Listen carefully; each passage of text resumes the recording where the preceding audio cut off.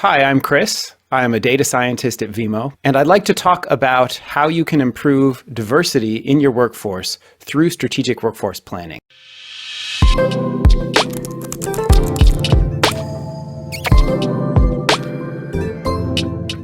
So strategic workforce planning is all about transitioning your workforce from its current state to some desired state where you need it to be in the future. And traditionally, this has been all about things like size and skills.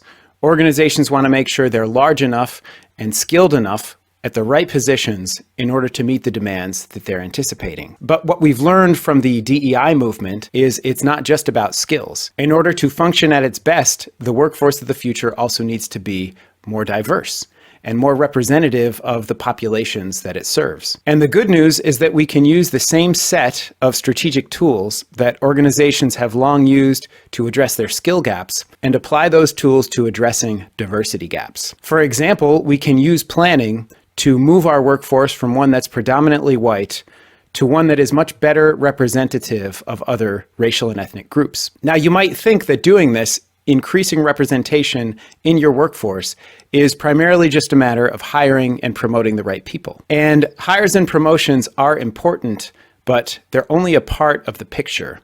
And the reason for that is that the number of hires and promotions you can make is going to be constrained by the number of openings you have. So in order to know how aggressively you need to hire and promote to reach your goals, and how quickly you'll be able to get there, you need to know something about your upcoming talent gaps. And this is where workforce planning and good forecasting and predictive tools in particular can really come in handy. So to know something about your upcoming talent gaps, you need projections of your supply and demand within your headcount. So on the demand side, how is your organization growing or contracting across its various businesses and skill sets? And on the supply side, what do your attrition rates look like?